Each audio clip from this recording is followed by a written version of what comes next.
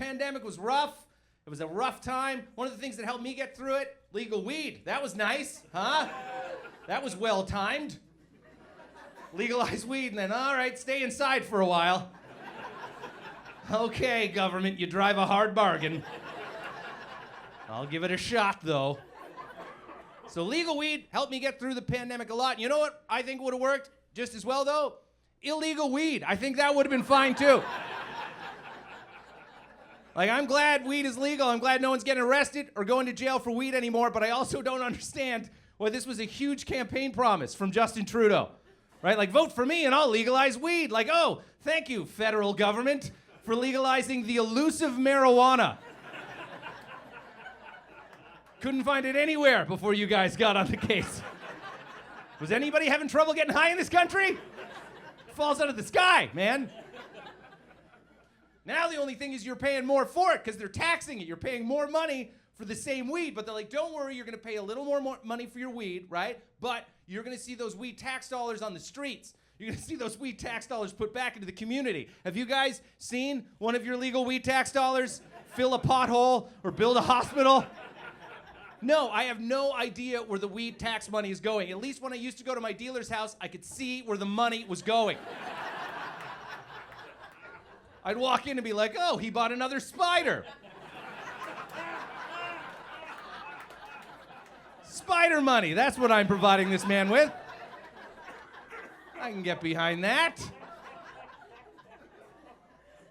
And the Ontario government, they keep reporting losses on selling weed. They just every quarter, they're like, well, we lost money selling it again. Like, do you know how incompetent you have to be to lose money selling drugs? Like, my dealer in high school had it nailed. Do they have to go pick Kevin's brain and be like, oh my God, man, how are you doing? How'd you afford a PlayStation? Crushed it. Now, the Ontario government lost money selling weed. They lost a lot of money selling weed when they first legalized weed because Ontario, unlike most other provinces, didn't put weed in stores. Right? Every other province put it in stores. Ontario skipped that part. They're like, we'll do that part later. So the only way for you to get weed legally in Ontario for the first little while that it was legalized is you had to order it online from the government. That is not a good system. Let's combine the reliability of the federal government with the speediness of the post office. So now if you want to get high, you got to plan it out. Like, well, I might want to get high in 4 to 6 weeks. I better get on this now. I won't put the pizza bagels in the oven yet. They'll be overcooked. One of the things about comedy, you travel a lot doing comedy. I actually lived in England for a while, in London. That was interesting. It's weird, though, when you live in a place like England and you sound like this because you can't go through the day without people talking to you about your accent, right? And I would always get people come up to me and be like, oh, you're an American. What part of America are you from? And I'm like, well, no, I'm actually Canadian. And then they would respond with, I am so sorry. Like, it was this huge insult. It's like, all right, man, don't worry about it. But one guy from England actually did give me crap one time after a show. I did a show. This guy comes up to me. I'm sitting at the bar having a pint, and he's just like, oh, so you're Canadian, huh? You guys are really rough on your indigenous population, right? Calling me out on it like it was me who did it personally, right? He's like, you guys are really rough on your indigenous people. And I was like, well, yeah, man, but we weren't Canadian when we did it.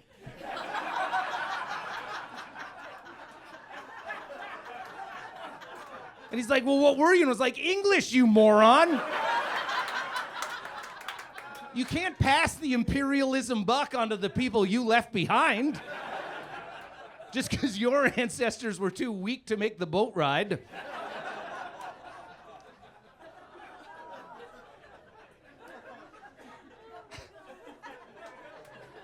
But I do travel a lot. I go out west. I go to a place like Vancouver and stuff. And here's the thing, man. I am from Cape Breton. We're coastal. We're the East Coast. Yeah.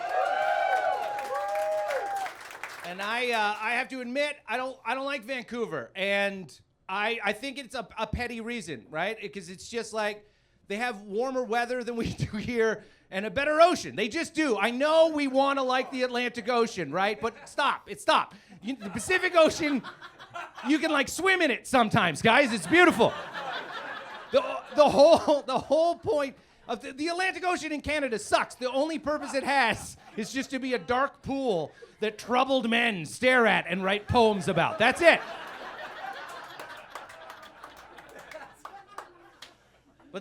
But the East Coast, though, because of that weather, because of that ocean, we have cooler people. We just do. You can travel anywhere in this country, and if you're like in a bar somewhere and somebody's like, "Oh, I'm from Vancouver," you're like, "All right, here we go." But if somebody's like, "I'm from the East Coast," you're like, "Yeah, here we go. It's gonna be fun."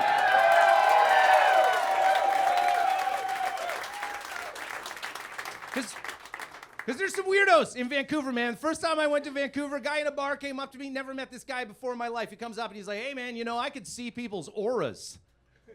I was like, "What did you just say to me, man? Like, you can't just walk up to strangers and say stuff like that. Try that tonight. Go to a bar in downtown Halifax and walk up to somebody you've never met before in your life. And be like, "Oh, you know, I could see your aura." They'll lock the door and mess you up. Not a lot. You will carry yourself out under your own power, but when you do, you'll be like, "Well, I'll keep the aura stuff to myself from now on."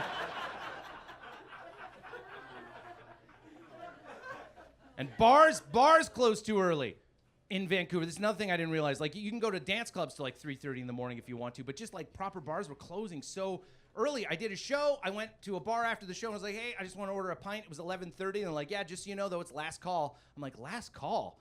I'm an adult. I just want to have a couple beers, man. Just throw me the keys. I'll lock up. Whatever.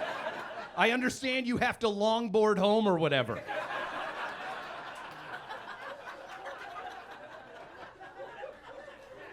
Right? Like, East Coast, you don't even go to a bar till midnight. That's when you go.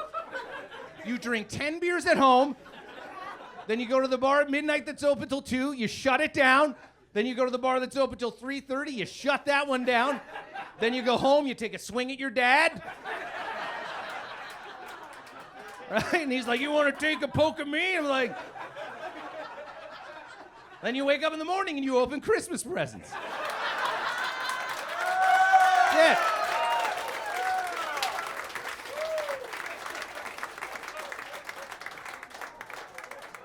But Halifax, it has its own issues too. I don't know what happened here. I don't know if there was an epidemic of people using fake IDs or something.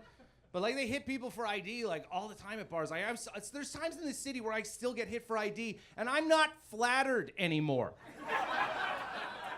I'm not like, "Oh my God, you actually think I'm 18? I'm like, "No, what's wrong with you? What disorder do you have? What are you seeing right now that you're looking at me like, I don't know, he might be on his way to the prom." Like, come on, man, just let me in. And then you gotta wait in line forever because they're hitting everybody for ID. So you gotta wait in line because it's like everybody's getting hit. One time I get up to this woman, I was waiting in line for like an hour to get into this bar. I get up to the woman who's hitting for ID, and she's like, "Sir, I need to see some ID, please." I'm like, "Fine." So I give her my Ontario health card. She's like, "I can't accept this, sir. It's not a primary source of ID." I was like, "Oh, we're doing this? I thought I could have handed you anything." Like, look at me. Like, what do you need? She's like, "I can't accept it, sir. It's not a primary source of ID." Just kept repeating it like a robot over and over. And I was like, "I don't know. I understand the words you're saying, but I don't get the sentence you're shoehorning these words into." Like, what do you mean? "It's not a primary source of ID, sir. I can't accept it." I'm like, "What are you talking? How many IDs do you think I'm walking around with?" Where I'm like, "Oh, sorry, is that my tertiary source of ID? Well, I'll fish out my primary source for you. Sorry about that." I also don't understand, why is it not an acceptable form of ID, the Ontario Health Card? It's a government-issued ID, has my picture on it, has my birth date. I had to go down to Services Ontario with 18 pieces of mail just to prove I wasn't trying to screw over the Ontario healthcare system. Like, you mean to tell me that this ID can get me chemotherapy, but it can't get me into the liquor dome?